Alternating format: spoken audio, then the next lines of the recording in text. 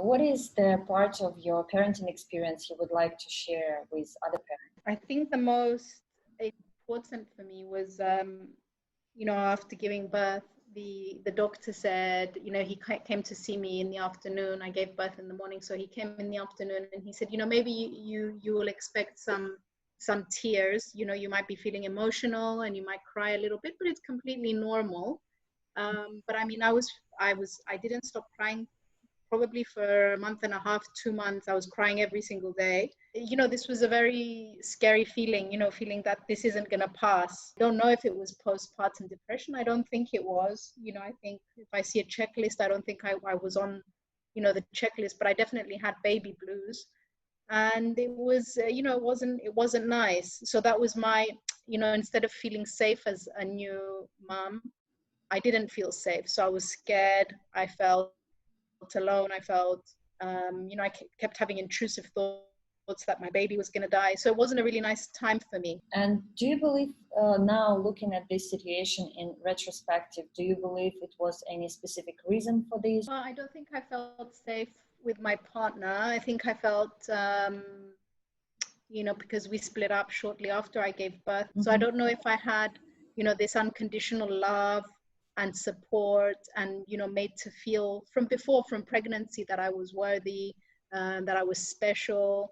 If I had it from before, maybe I wouldn't have felt so responsible, because I think part of the baby blues, especially as a first time mom, is the responsibility of having to take care of another human being. I was thinking, how am I going to go back to work? How am I going to ever go out again? How will I ever have fun? How will I ever have sex again? Everything, everything changed.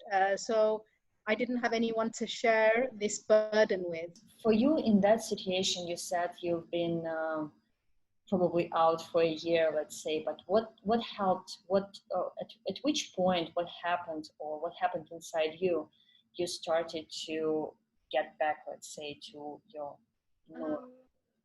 I think it took more than a year. It took me over a year and a half to feel better. And I think the turning point was my health, because I wasn't well health-wise. And when the doctor said, you have to start looking after yourself, because, you have some issues here, and if you don't take care of them, then you'll be in trouble. And being alone helped me, I guess, come back from the shock.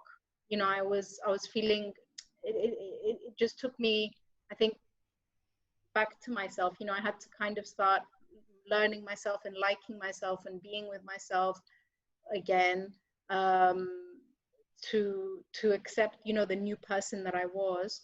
And then when the doctor said I have to take care of my health, and I started taking care of my health, then I started feeling like myself, because I was eating better, I was exercising a bit, reflecting, some meditation. I took up drawing. I don't know how to draw, but I've been drawing myself. Self-portraits, really help, because when you start looking at yourself in the beginning, if I show you these portraits, they're quite ugly.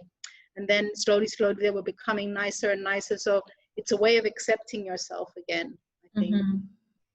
That's very interesting. What you're saying is that it's even sounds a little bit counterintuitive, because when usually something is wrong with us, people say to us, you have to socialize, you have to, spend time with your friends, etc. But actually being by yourself and being alone, even being in a hard situation, but having this context of being by yourself is actually pushing us to go and look for ourselves and what is important for us and who we are. That's very beautiful what you're saying. Definitely.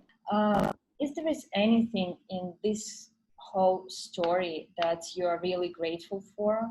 Well, I learned a lot. I learned a lot about myself, I think. And I also, I've been working a lot with myself, with a coach. So,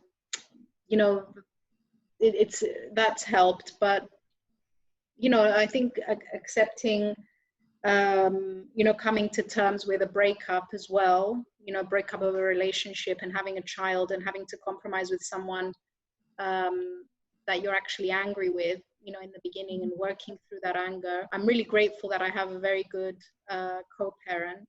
Is there anything you want to share to someone who might be a single parent?